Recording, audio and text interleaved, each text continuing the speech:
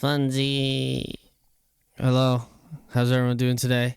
We got Cowboy Hat Millie back in the house. Ow, ow. And we got Sajko back in the house. Ow, ow.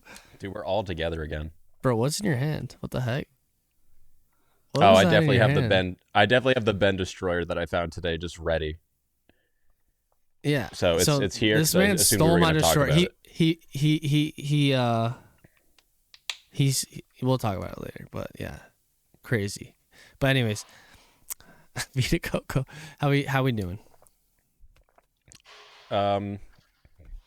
Doing good, all things considered. Just typical stuff. Busy as always, but busy is not a bad thing. Busy's a good thing. I like it. I don't know about you guys, but I always kind of felt weird growing up where if I wasn't busy, like, don't get me wrong, chilling and having like certain days like that are nice, but I'd be like hanging with my friends and we'd just be like kind of hanging out, and eventually I'd be like, don't you guys want to like do something? So I always felt kind of like a bit weird for that part. I was always that kid always too. gotta be like, oh really? Yeah, my friend would always be like, bro, we don't always have to do something or something like that. Whenever I asked, it's like, bro, you just gotta sit still. We don't want to have to do something. I remember one of my friends saying that. I'm like, oh, sorry. I was the exact same way actually. So maybe that's why we have a podcast together. Because we all have ADHD. Yeah, probably. That is probably factual. I don't. Josh, I would imagine you are the man of the hour, aka the man of this episode. Yeah, we're just gonna interview Jay Miller. Do it. Well, here's I want to mention this because I thought this was the funniest thing ever. Like, Jay Millie is recording on the media with the media vest on the Pro Tour. And like Gannon and Ricky's hitting putts, and you just hear him in his videos screaming. And I thought the fact that you were in like the full media garb, I was just dying laughing. Like, dude, this guy is having the best time of it. He's in front of the ropes, taking photos and just screaming. Like I was thinking of just like imagining like Doris Burke, like a reporter on the sideline, just screaming on camera for the team because it would just went in or something like that. I thought it was the funniest thing. They're just like, who is this dude? He's obviously stole a vest and got behind the. That's what I'm saying. That's why it's so funny. If you don't know Jay Millie, you're thinking like this is a Pro Tour employee, like, and he just like screaming after these big butts for every single. Bro, I thought I was dying laughing just hearing you go.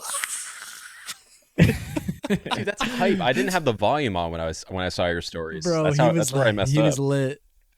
Yeah, for those listening who don't know what they're talking about, the Disc Golf Pro Tour Championship was this week, and yes, I got flown out to be a media presence. I don't know, like influencer, bro. Yeah, influencer. So essentially, I got a media vest from the Disc Golf Pro Tour to do media at the championship, and so I got behind the.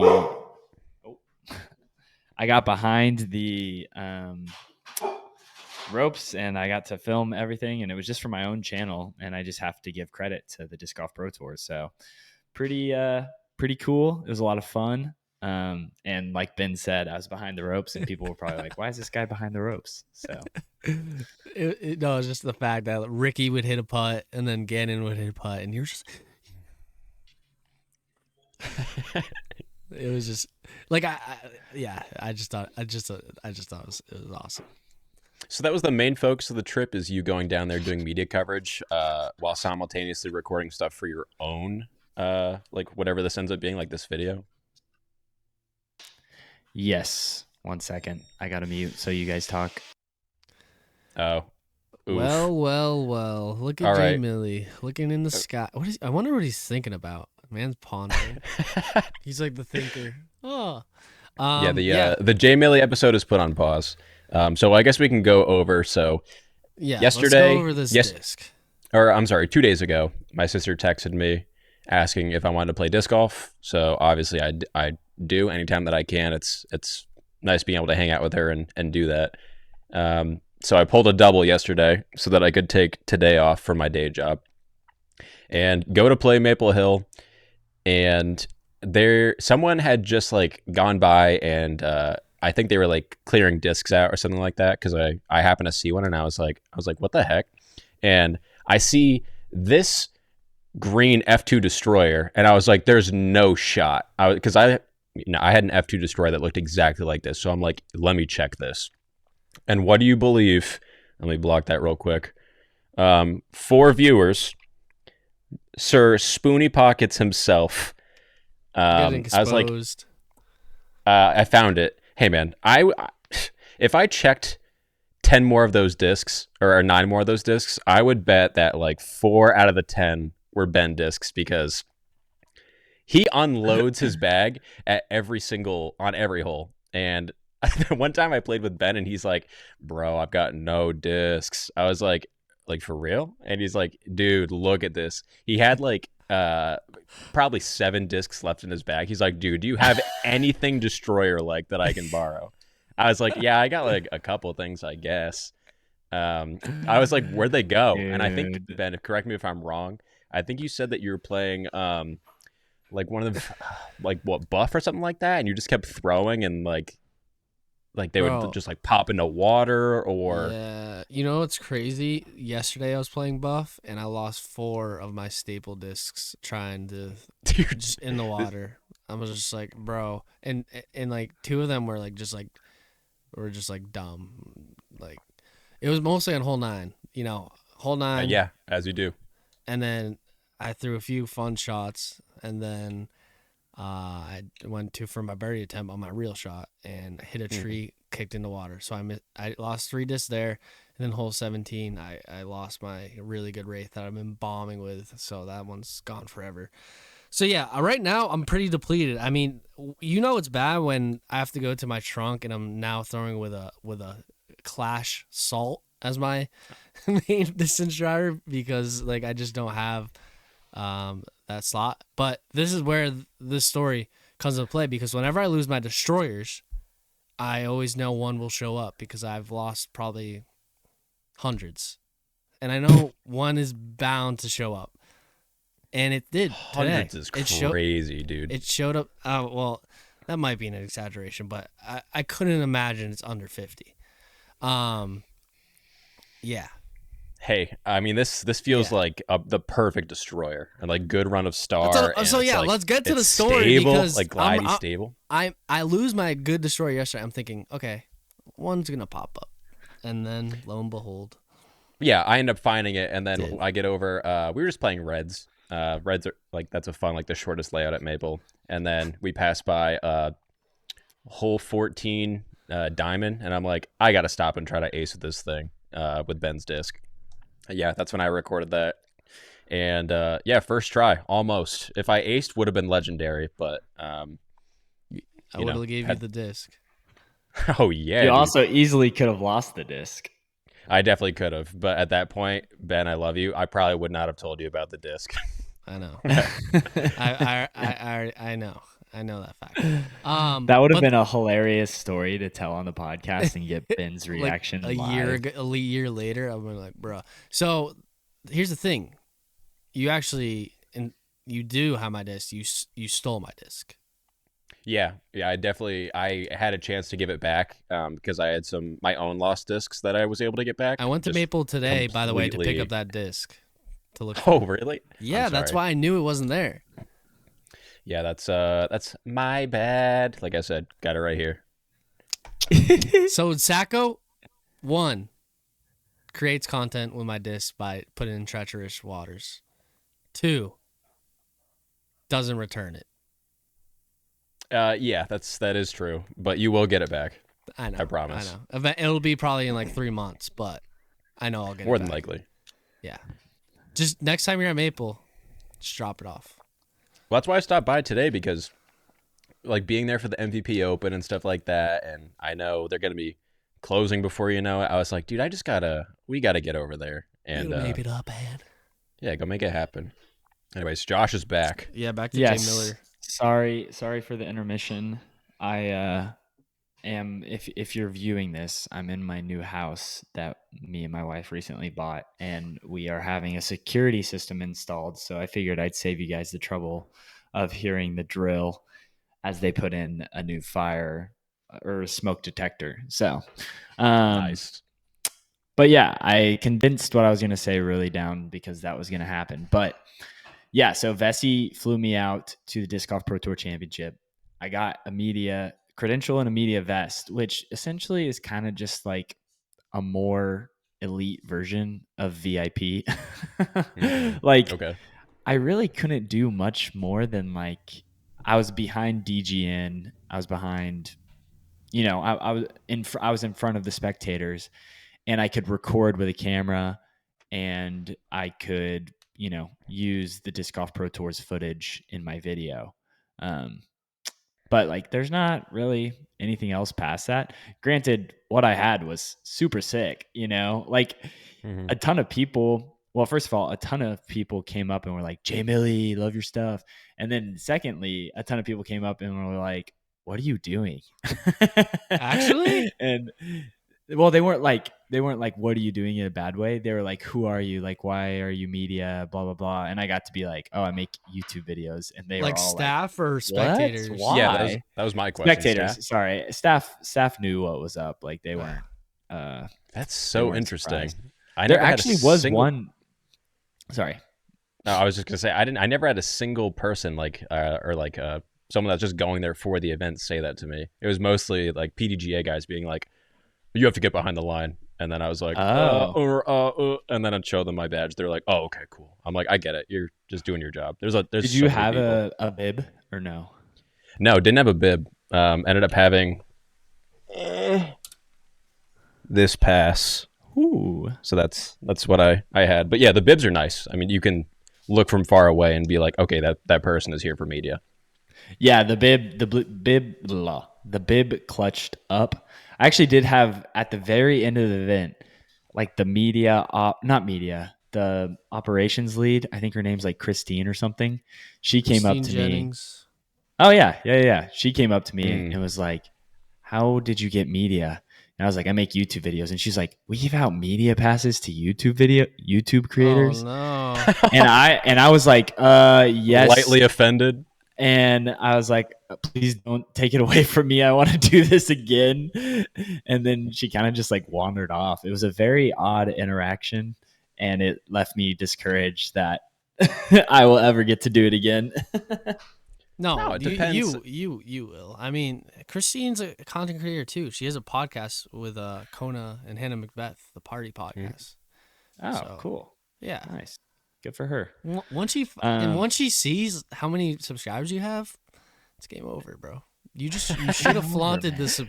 You should have just showed her your You should like, do you know who I am? Yeah, this is my channel. Check it out. And then just zoomed in on the subscribers. Yeah, I also wouldn't be surprised if like I got so many questions, or like spectators being like, "Who are you?" Like whatever. Because I was very confident in what I was doing. Like I would always jump in front of the spectators and make sure I was getting the shots I wanted. Like, being pretty close to the pros. Like I was moving with confidence, and I was being loud, and I guess being myself. So I'm sure people were like, who does this guy think he is? So but yeah, it was a lot of fun. So you said that you were confident out there. Did you have any did you ever feel strange being out there where you're like, they all know I'm not supposed to be here? There was like a handful of times, or maybe not even a handful of times, once or twice, where I was like, am I being too confident? Like, am I just like going out and getting my shots? Am I being loud? Like, am I annoying the pros with the footage I'm getting? And I doubt Ricky will ever hear this, but like when I was cheering for Gannon because I wanted to see the comeback. Props to Ricky. He was was going crazy, and it was awesome. Like I love the battle they had, but I was cheering for Gannon. And when Gannon would hit a putt, I'd be like, yeah, Gannon. And when Ricky would hit a putt, I'd be like, yeah, Ricky. You're like, nice yeah, putt. get him, dude. Yeah. And I don't know if he caught on, but like, you know, I was right there. I was front and center. I was recording. And when Gannon was hitting the putt to win, I like got set up. I was in a perfect spot, and Ricky walked in, like, I think he had to putt out first or mark his disc or something, and did it, and then walked like way out of the way and was right in front of my shot, and then like went like, dude. I don't know. This it probably home. wasn't. It probably wasn't intentional, but I remember. Yeah, there's no chances intentional. I just remember 0%. being like, "Are you? Did I annoy you by cheering for Gannon? I'm sorry. I cheer for you too, but I wanted Gannon to do the comeback." Dude, Everyone was a good underdog. I have never related to something so much in my life. I'm glad that you are saying this out loud too, because in those moments you're like, obviously not. I'm sure like everything was fine. Like I'm sure they've dealt with far crazier things. But there was one point I remember at USDGC where Calvin was putting, but I was like editing something at the same time, and I look up and he's putting like pretty much. I'm like slightly offline, but I'm definitely like behind the basket, and I'm like, don't move at all. And then he putt and he missed, and I was like, dude, it's my fault. This is my fault. And then every time I would record, he would just get like directly in my like line of sight, and I'd be like, he hates me. He hates me, man. I'm the reason this man's falling apart. So yeah, it's I don't know. That's definitely like an us problem, just being like, no, dude. I'm sure like I'm sure he didn't notice. I wish I could like show the video. I haven't looked at the footage, and maybe it wasn't as bad as I thought, but I just remember like setting it up and I was like, oh, this is a great shot. And then he putts out and he like wanders like kind of in front of my camera, pauses, and you know, does the classic thing where the pro like, you know, puts their head down and is quiet when the person's putting. And then like Gannon hits the putt and then he moves out. And so I missed the shot completely, but not a big deal. But it was still, it's pretty hilarious to me. Dude, and people were like giving Ricky kind of a hard time because they like wanted to talk to him, and he basically was just like, yeah, I'm annoyed, you know, Gannon played well. Did you watch that? I did not, but I heard people talking about it. Well, why? How was it for your experience? Yeah, so I saw it live. So during the round, you know, Gannon was locked in, and Ricky was kind of, you could see it happening. Like starting the round, Ricky was like, ha ha, he he, you know, like I've got a 6-stroke lead, I'm happy. Right. And then just slowly, he started losing it, and Gannon was on fire. And then hole 7, Ricky is stepping up to like a 55-footer, and I turned to the guy I'm with, and I'm like, if Ricky hits this, it's going to be like a ball game. Because at that point, I think Gannon had either cut the deficit to 1 or tied it or something like that. And I was like, if Ricky hits this, it's going to come down to the very end. Like Ricky's going to get momentum. Like he could just take it outright if he hits this. And then he hit it. And then I think he went OB on his next drive. And so then it was just back and forth. And at that point was when it really switched from like a hee hee ha ha to frick. You know, like I gotta lock in and like be serious. And so they were kind of serious from then on. And then right at the end, he obviously was very, very upset. And walked off while Gannon was getting his trophy, and he was standing under the tent. And from where I could see him, he like had just his eyes under the tent. And I was told that he was tearing up / crying. I'm sure just from being like just so upset with himself about giving up a 6-stroke lead. And then he came out, and his speech was pretty sad. But dude, if that's out there, people can make the hardest edit ever if he comes back and wins next year. You know, like, you know, those edits where it's like job finished, job not done. Oh, like dude. it's gonna be something like that with Ricky's. Like, I'm very upset with myself right now. Like, I lost a 6-stroke lead. Like, I'll be back next year. And then it cuts to next year, and he's holding up the championship trophy, and he's like, boom. But yeah, Yeah. it was sad. Like listening to him talk, I felt like you could just hear the pain in his voice. He was very, very upset with himself. And right after he stopped talking, he walked off to the tent and then jogged to the parking lot, like right then. Mhm. And the funny thing is he went to the parking lot where the spectators parked, and the players parking lot was back through where we were. Oh, And dude. so he jogged off, and then I guess waited a reasonable amount of time, maybe watched coverage. And then you could, whenever people started signing autographs, you could see him walk back straight to the cars. And, he didn't sign autographs or anything. But I have a lot of respect for Ricky, knowing that he couldn't stay around in that moment. Like, he couldn't be there to sign autographs and try to talk to people. Like, he knew himself well enough that, like, if he was doing that, he'd be putting on a facade. And I Mhm. really appreciate that. Like, yeah, the fans are what enable him to be out there. But I'm sure he talked to enough fans the other days, signed enough autographs. Like, yeah, he might have missed some people, but if I was there and I talked to him and he was putting on a facade, I would feel it and I would be a bit disappointed. So I have a lot of respect for him.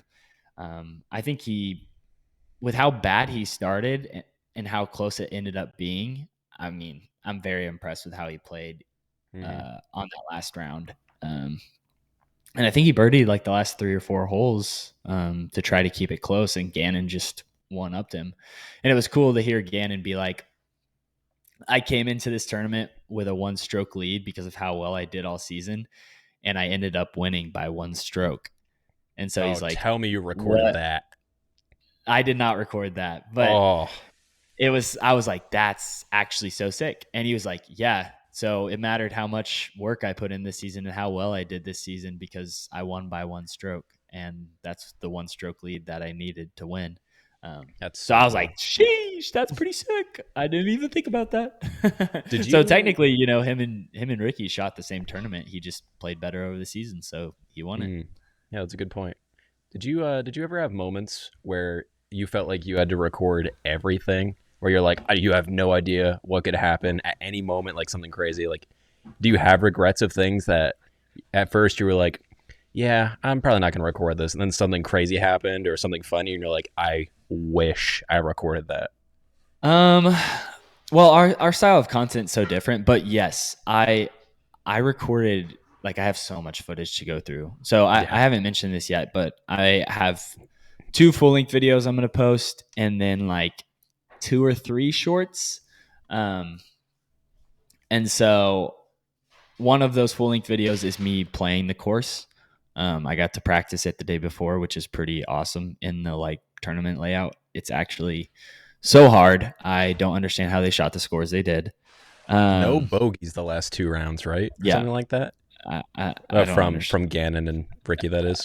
I genuinely don't understand. I bogeyed like every single hole. Um, and then a few other shorts. But oh, sorry. Here's what I was gonna say. My second full length video is essentially like the tournament experience I had. Um, Maybe a little bit more vloggy. I don't know. I'm excited to make it and see where it goes.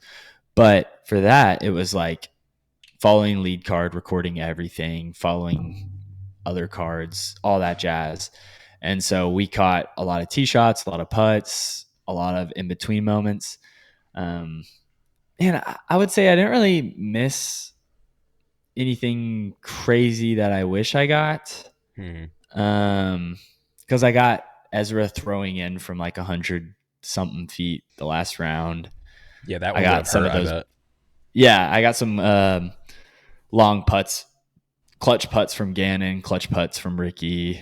And I just posted those to my story because I don't really typically just post like pro content or like one shot content.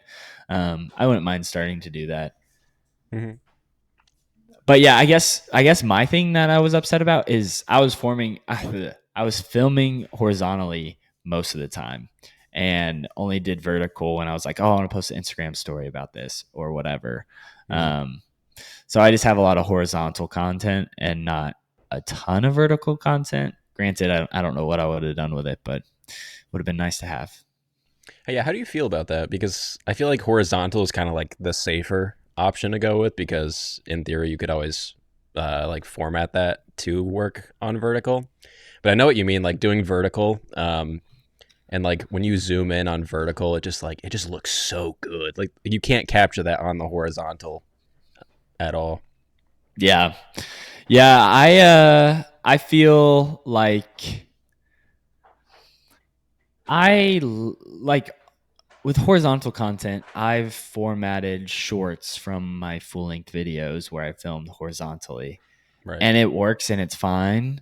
But if I had the ability to have someone recording vertically and someone recording horizontally, I would prefer that, obviously. Yeah, Like, completely.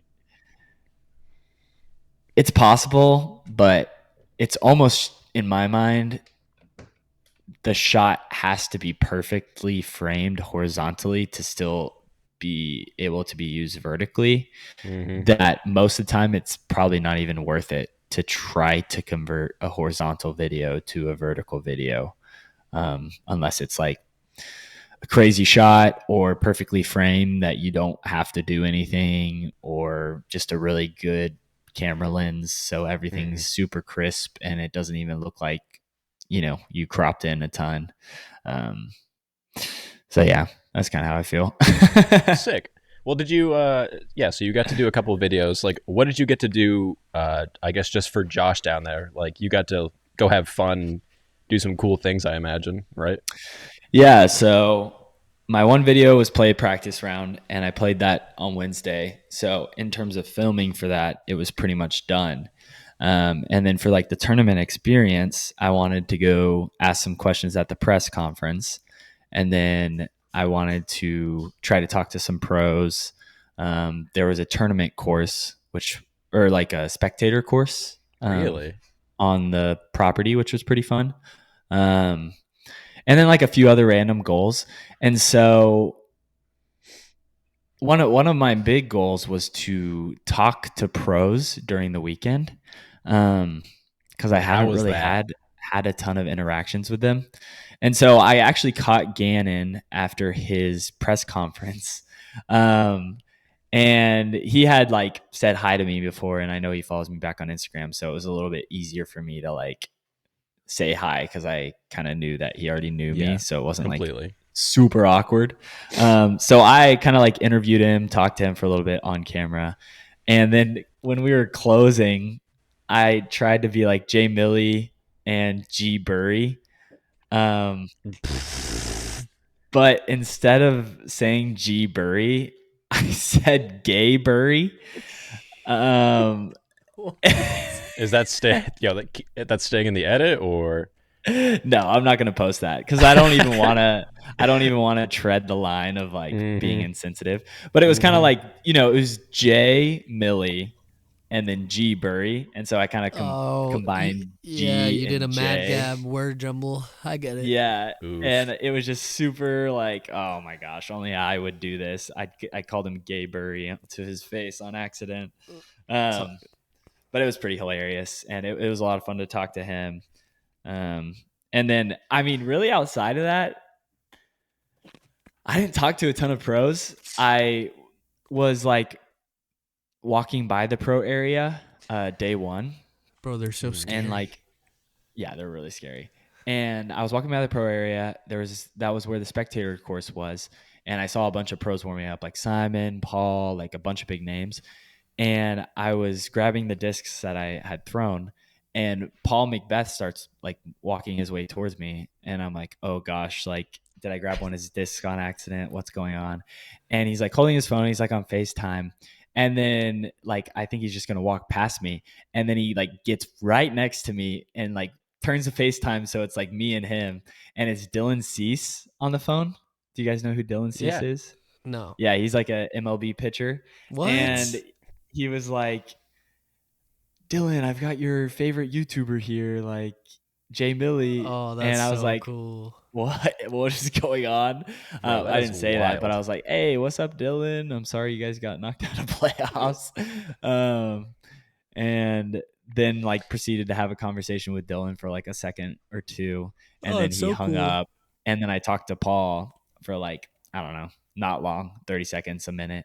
But it was very surreal to me that like Paul was the one that came up to me and not me going up to Yeah. Paul. It didn't say So anything. It no, just no. But Yeah, like he made sure to after get the Dylan phone on the call, phone first. That's so funny. He saw you Mhm. and I was like, oh, he's like, oh, Dylan's gonna. That's so Like funny. That's dialing. cool, yeah, it's weird to be in that kind of situation, bro. You're since I was a famous. fan of Accept the it, sport first before Dude. being like someone in the sport. So, and then, after the phone call, he's like, oh, I don't think we've met. I'm Paul Macbeth. And I was like, I know who you are. You don't need to Yeah, say don't that. play that game. Don't play that game, man. Yeah. Dude. So that was, those are my two, like really my only two pro experiences. Like I talked to Gannon a little bit more. But most of the time I was like seeing them, they were out on the course or they were signing autographs. Like there wasn't many times where they were just like yeah, chilling where it would make sense for me to be like, hey, my name is Jay Millie and I make Yeah. YouTube videos. yeah. You don't Talk to want me, to. please. Yeah, you don't want to. When you said warm up area, I thought you were saying you're about to go up to them while they're like, yeah, you don't really Dude. want to No, do that no. either. Crowd work. Yeah. Yeah, it's tough. They're in tournaments. They're definitely elusive. It's just like they show up, do their job, and kind of head out most of the time. Yeah, that's how I felt. I was like, these guys are competing for $35,000 right now if they got first, and if they get second, it's $15,000 less than that. Like they're locked the frick in. Like Mhm. it's not the time for me to be playing silly games and like messing around and filming and stuff like that, So anytime I was thinking about catching them, I had to like run through my mind first and be like, okay, like would this throw them off? Is this a bad time to do it? Am I being silly trying to talk to them? And so most of the time I was just like, yeah, I'm not going to talk to them. So hopefully there's a situation or time when I can just more casually meet these guys Bro, before, but I'm Dylan world number Cease, one. that's easy for you. That's one. That's Yeah, sick. that's a W. He's I know, a good yeah. pitcher. We've DM'd a little bit on Instagram, so it is pretty sick, especially since he owns Ooh. Cactus Rock. I kind of want to make He it owns a out there bunch and of see stuff. what's He up. owns Olympus. He owns Yeah, Supreme Flight. He owns. Dude, I saw that. Yeah, that's about it. Pretty sick. Good stuff. Josh, you also got to play Hornet's Nest, and Oh yes, knowing a couple people that have played there, they've been like, Hornet's Nest isn't even that good. And that's just like people local in my area that have gone down there, and they're like, yeah, it's a little overrated, and like the layout's kind of difficult to like find from hole to hole. What was your experience like at that course? Was it awesome? Was it? I imagine it was like probably super difficult. Like, was it fun? yeah. So while I was there, we got to play Scrapyard, Hornet's Nest, and Eastway. And then I also played the tournament layout for Nevin. And Hornet's Nest was You threw some shots then, my guy. Yes. How many yeah. shots did you throw on hole 8 at Scrapyard? Be honest. Oh, so many. I think I have tendonitis in my elbow, and I'm being so serious right now. Wow. That's crazy. Yeah. Dang, dude. I have a scab from throwing so many forehands from the week because I threw so many ace runs and throws and all that stuff. But all that to say, Hornet's Nest was like probably the most iconic course that I played. With the history that it has. Yeah. And to me, it lived up to it. So I played the Golds layout. Sick. And it was so hard. It and Nevin were the two hardest courses I've ever played from the longs. That's exciting. In my opinion. Eagles Crossing's definitely up there. Might be a little harder from the longs. I'm not entirely sure. Because I never finished playing from the longs at Eagles Crossing. but like they were just beasts. And the tournament layout at Nevin, I think, is harder than the longs at Hornets Nest. Cool. So, but yeah, Hornets Nest was still a lot of fun. A lot more forehands than I was expecting. There was quite a few, honestly. And the notable thing is I didn't birdie a single hole, and that hurt my pride a lot. Oh, wow. Dude, those moments are so important. It was like, Yeah. Like you haven't been to New London yet, but that one, there's birdieable holes there for sure, but plenty of holes that you're like, oh, I just took a quad bogey. You're like, forget anything that I ever did that I felt successful on. Yeah. No, literally after playing Hornets Nets and Nevin, I was like, I am way farther from being a pro than I thought I was. Yeah, but if it makes you feel I have good. I have so much to work on. Bro, Like, yeah, that's what I'm saying. I excuse me, I don't know why my camera's doing this, but yeah, it makes you. That is an incredible still. It makes you. Hey, I'm back. It makes you really realize, because what I thought was crazy is my buddy Gage Benson. He's the property manager at Maple Hill. He played Nevin the week before and shot like plus 22, and I'm thinking, okay, this is like a super hard course. Like he's not great, but he's like 950ish, he's and then Gannon and Ricky are shooting it neg 13. I can't even shoot neg 13 on reds at Maple Hill. You know what I'm saying? That's tough for me. Yep. That's where I really realized, like, bro, like these guys are insane. And it's just muscle. At the end of the day, it's just they've just put in the most reps, and they just know where their disc is gonna go. Before we go back to Josh, as I was leaving today, there was a gentleman that was like, from a distance, I thought you were Isaac Robinson. He's like, did you shoot 10 down on golds today? And I was like, golds? If you mean 10 down on reds, then yes. You shot 10 down on reds? Yeah, I shot 10 down on reds. What? So I felt like the man. Sajko's nasty. What the heck? That's a good score. That's like 9. That's like, that might be close to 1,000. Is it really? I don't know. Let me get back to you on that. But keep going. Sick. But yeah, I was like, I've never gotten Isaac Robinson before. I told you guys before, I got Eagle one time, or no, Eagle twice, and then Ricky Wysocki. I can show you guys at some point. Ben's phone, I might have said this before. Ben's phone had a picture of Ricky and myself, and was like, are these the same people? And Ben sent it to me, and I was like, save. That's hilarious. So August 2nd, 10 down was 996 in tournament. Dang, also, dude. You know what's Actually, hilarious? I'm competing next year now then. Yeah, dude. I understand. You just have to. Forget about content. Content's not your thing. Competing is. I'm just kidding. Competing can be content. True. That's a good point. What was I gonna say? When I was trying to look for the disc that you threw in the water, I was like, yo, like I had a disc returned. It was a green one. Did a bald guy? That's what I said. Oh, it was Ryan. He was like, Ryan calls me Nate. So I didn't know he knew you. I said, I was like, did a bald kid like come in and drop off my disc? He was like, a bald kid, and he's like, who's that? He's like, Nate. I was like, oh yeah, I didn't know you knew him. So I just thought that was funny. You're the bald guy. He remembers my name every time, it always blows my mind. I don't even know how he knows you though. I think I just like introduced. Yeah. Just introduced myself before. But yeah. Sorry to veer away, Josh. So Hornets Nest was sick, and you got to play a bunch of other courses, which, I mean, that's exciting because being down in that area, I didn't get to play any disc golf. And I'm like, being surrounded by the mecca of disc golf and being like, dude, getting on the plane and going home, it hurts. Yeah. Hey, it was pretty freaking awesome, honestly.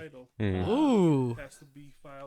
And I actually played a flex while I was down there.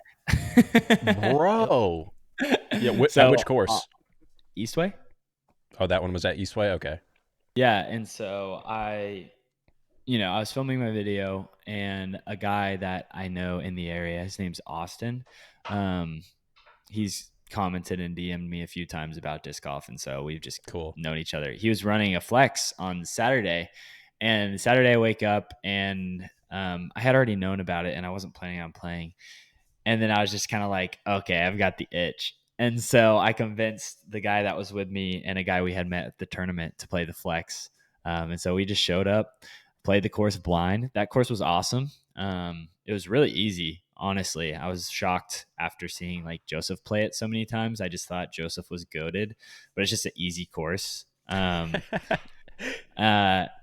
like I didn't play like up to my potential. I missed like 6 easier C2 putts.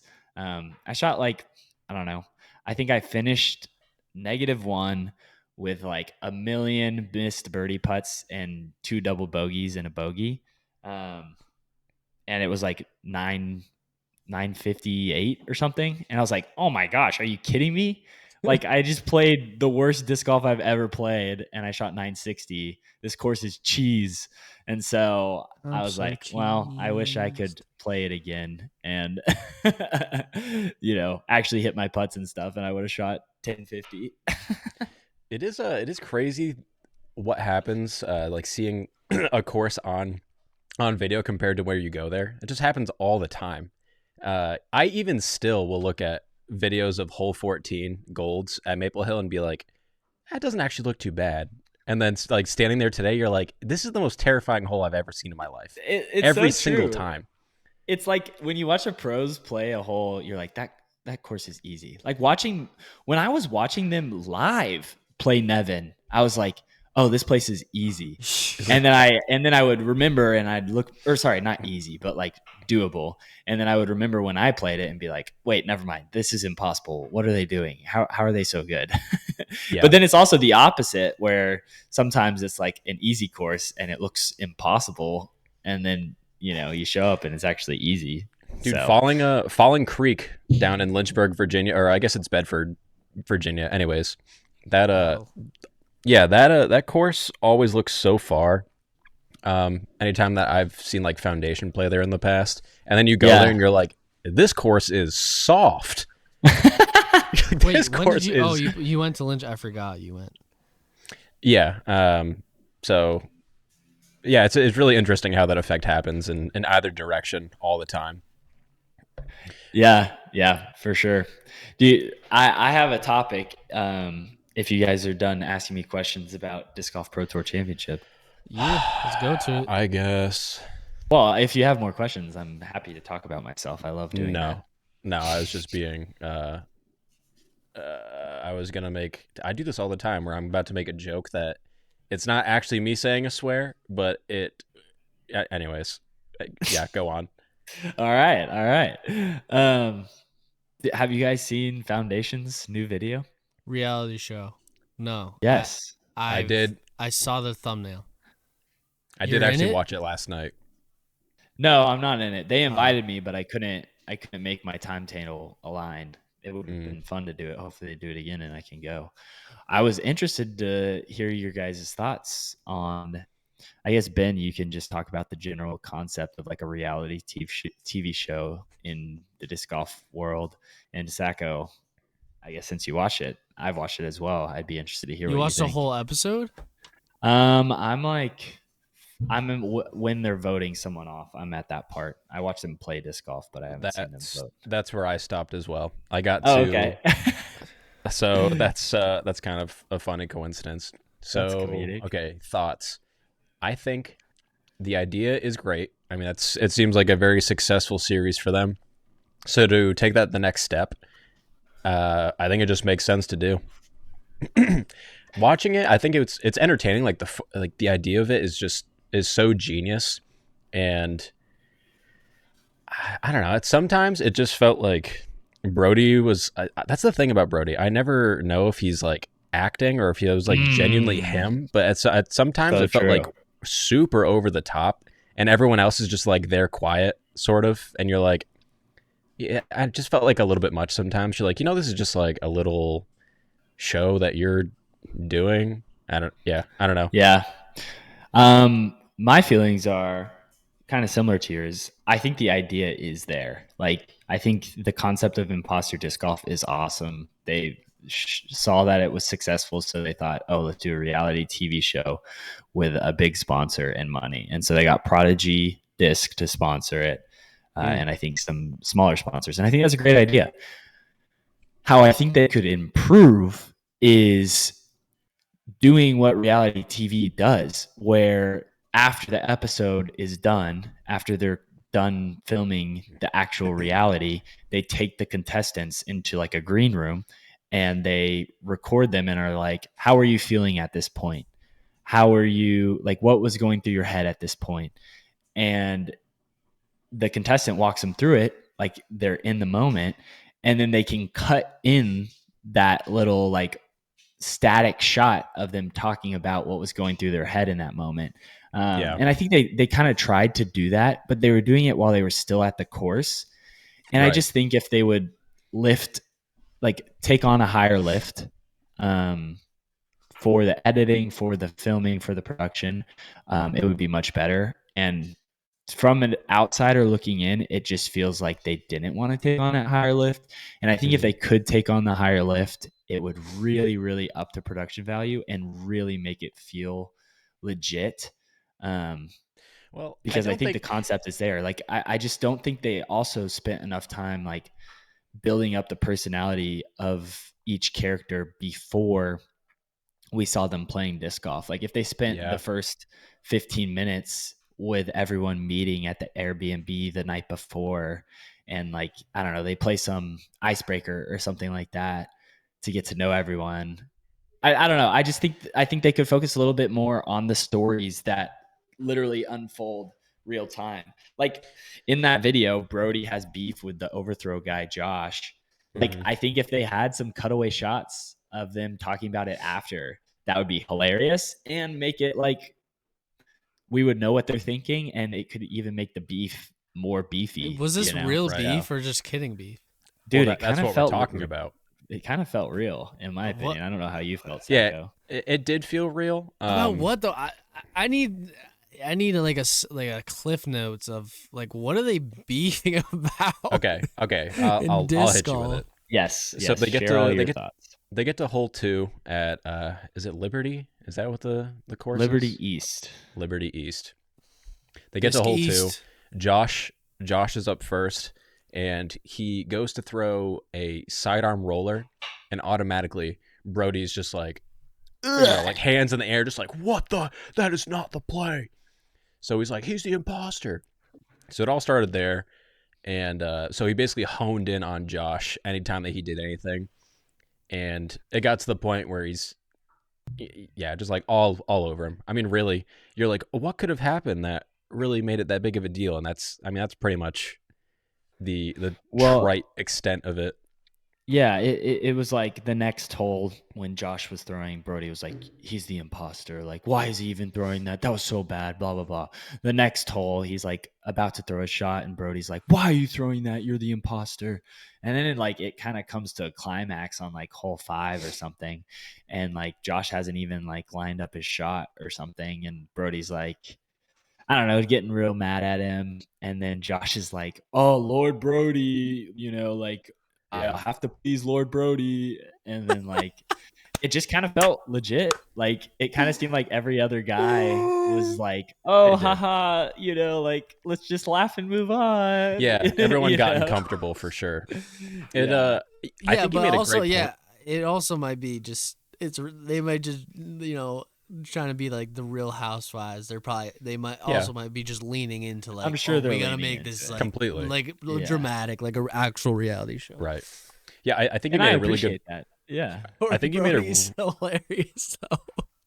Dude, it's so Ben. If you end up watching it, you'll have the same thoughts, being like, just send me that timestamp of like the if it's hole 2, I'm guessing it's just right in the beginning of the video when they start, or do they go to multiple courses? It's just one course. They play like 12 or 13 holes or something like that. Yeah, Josh, you made a really good point about there's no like investment in the players other than like the ones that we know that are like YouTube personalities. And that's no disrespect to all the other people because they show and kind of introduce them. They like give their name, but other than that, no idea who that person is. So it's almost like you forget that person's there other than when they're like on screen throwing a shot. So Yeah, and the only people that were talking to the camera in between the shots were like Hunter, Trevor, and Brody. Like the other guys aren't really like screen trained or like YouTube trained to like that's exactly. be talking to the camera all the time, you know? So like Exactly. I just think maybe Silas and Connor, or just overall as an operation, they could have done a better job of like in between hole, like not even high lift as I'm talking about, just be better about like Connor turning the camera to Gary and being like, "Hey, what are you feeling? How you feeling right now?" Blah blah blah. And I'm sure they'll figure that out if they do it again. But yeah, it feels like the kind of effort that what they did.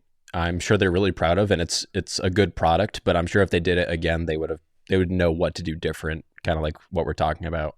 I do also think it's probably not a coincidence that we ended up stopping in the same spot, because when they're trying to vote off the person, they're basically all back at the office, just like in a circle or something like that, and talking about it. And I'll be honest, it just got to the point I was like, I am turning off this video. I'm like, I don't care. Like, I'm sure it's exciting to imagine who's getting voted off, but at the same time, I'm just like, this is going on for way too long. And yeah, like you said, like having cutaways about like individual thoughts about things, or yeah, I don't know. There's like different ways to do that, I suppose. But are you gonna finish the video? Do you think? I think I'm just gonna watch the next video and be like, "Oh, who's gone?" And like my opinion that kind of comes off of what you said is, I think that if they had done a better job of producing the rest of the video and like building the characters and making me care about someone, maybe like the guy that was really bad or like not that great, I think his name was like Joel or something. You know, making me care about Joel and being like, "Oh, I don't want him to get voted off. I need to watch this part."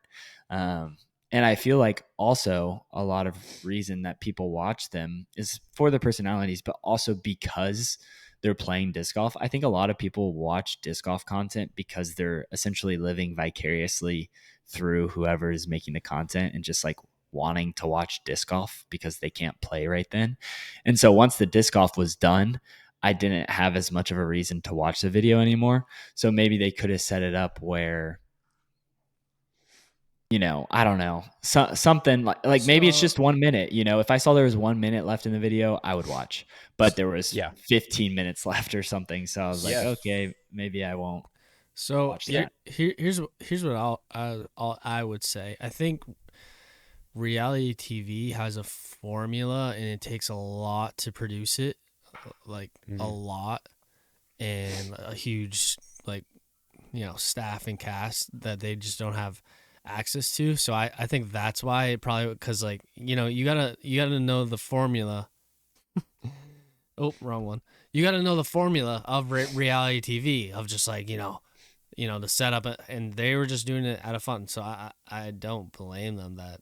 It's just like, it's just what it is. Like they don't have a full production and production assistants and multiple camera angles. Are kind of just doing off what they think from reality TV, even though it's much more intricate.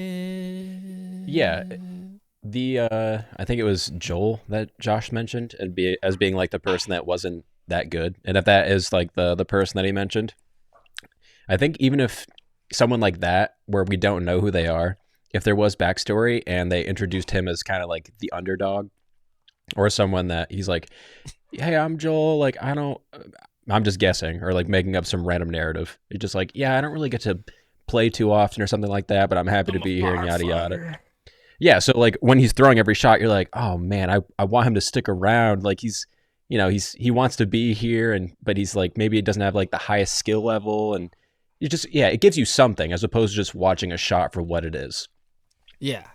So something to grow up, but blame them or expect them to do high quality. I mean, reality TV shows are millions and millions of high budget, so it's probably just their staff. But Jamil's not here. I don't know. I'm gonna wrap up. I don't know if we had anything really else to. Dude, we can wrap up. I got some stoof to work on otherwise, but happy to be here as always. Well, thanks y'all for listening to the pod again. Me, Millie, Sack, we did it. Mm-hmm. We appreciate you all.